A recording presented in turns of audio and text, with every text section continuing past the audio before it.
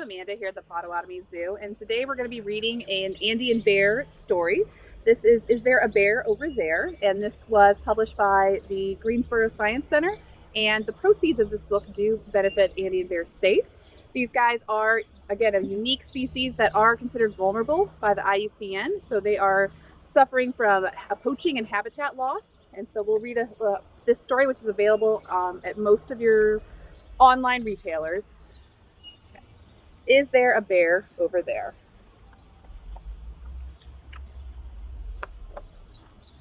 Deep in South America, in a forest in southern Peru, Yana, the Andean bear, woke up from a very long nap in a very sturdy tree nest. She stretched and called out, "Good afternoon," but no one answered. Where did they go? Yana wondered. She looked near, then she looked far. Is there a bear over there? She asked the quiet trees. There were no bears in sight. It was time to climb down from her nest high in the trees to take a closer look. I love my alone time, but I'm going to search for the other bears, Yana decided, so off she went. Yana walked all the way to the Chilean coast. Andean bears like to swim. Maybe they are here, she thought. Out in the water, Yana saw a group of strange black and white animals swimming. She called out to the swimmers, "Is there a bear over there?" One of the animals hopped out of the water and waddled over. "No bears over here, just us Humboldt penguins," the penguin said. "Do you have any suggestions for where I should look next?" Yana asked. "Maybe instead of somewhere wet, they've gone somewhere dry. You could check out the desert," the penguin offered, so off Yana went. Yana finally made it to the Patagonian desert. She had heard that deserts were hot, but this one was cold. High in the sky above her, she spotted someone. "Hello, down there," the Andean condor called to Yana. "Wow, you must be able to see really far. Is there a bear over there?" Yana asked. "No," answered the condor, "just some leftovers I'm going to scavenge. Can't you see what I'm seeing?"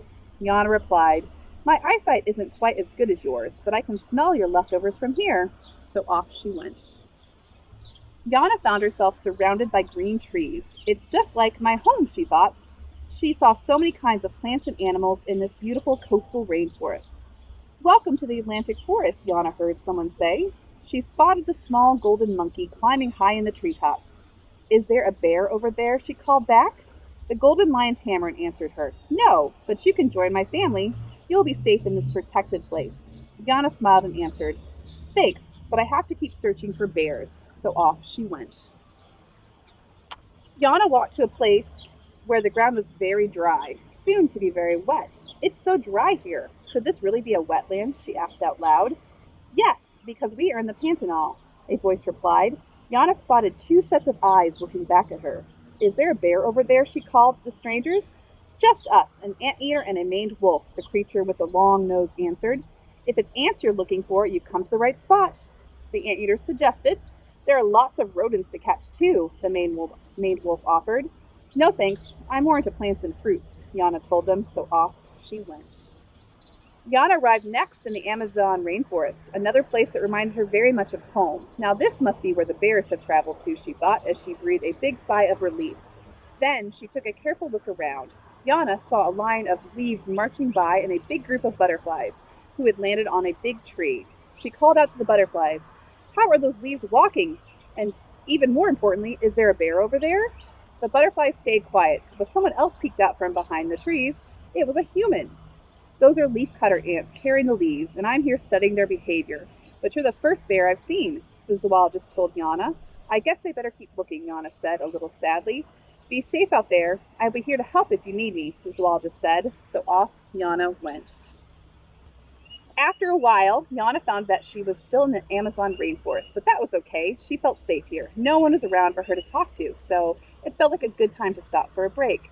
But suddenly, a big cat and a big snake appeared out of nowhere. "I didn't see you there," Yana shouted, surprised. "The anaconda and I are very good at hiding," the whiskery jaguar said proudly. "I am too, and so is my family," Yana shared, then asked, "Is there a bear over there?" "There are no bears hiding here," the anaconda answered. Yana, "I'm sorry to hear that," Yana told them. "Even though I feel a little like giving up, I've come too far to stop my search for the other bears." So off she went. All of a sudden, Yana found herself walking out from under the trees into a wide open space. She saw tall plants that had all looked the same, a group of large creatures with 4 legs, and a small furry animal, who was moving quickly towards her. Woof! Who goes there? The dog called out to Yana. I'm Yana, bear searching for others like me. Is there a bear over there? Yana asked the dog. No, and it's best it stays that way so I can keep these cattle safe, the dog answered. Yana assured the dog, I mean no harm and will let my friends know it's best we stay in the forest where there is lots of good food for us. Then you won't have to worry about the cattle at your ranch. I'll be going now. So off she went. Yana headed back into the quiet of the trees, taking deep breaths to soothe herself. She couldn't give up on finding the other bears, but it was starting to feel impossible. That's when she noticed a dark, woolly creature wallowing in the river just ahead. Suddenly, full of hope again, she called out, Is there a bear over there? Not a bear. I'm a mountain tapir. The tapir answered, I could see why you might make that mistake, but I'm a bit larger than you Andean bears. The largest mammal on the continent, actually. Yana felt a little embarrassed that she had mistaken the tapir for a bear. Oh, okay. It's nice to meet you. But it's best I don't stop to chat, she replied to the tapir. No, she wasn't scared of the big animal, just disappointed and tired. So off she went. Even though Yana felt like laying down and closing her eyes very tight, she told herself she would walk just a little further before taking a rest. Lucky for her, she soon found a nice resting spot on top of a rock, overlooking a wide open space displaying lots of lines in the dirt. Welcome to the Nazca lines of Peru, a small voice called out. Yana turned to see a red scorpion had come to sit next to her. I'm stumped. I've been all over but can't find any bears. Are these lines some sort of map? Yana asked the scorpion.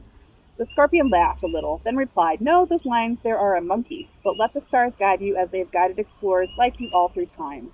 There are bears over there, I am sure of it. For the last time, she hoped. Off Yana went.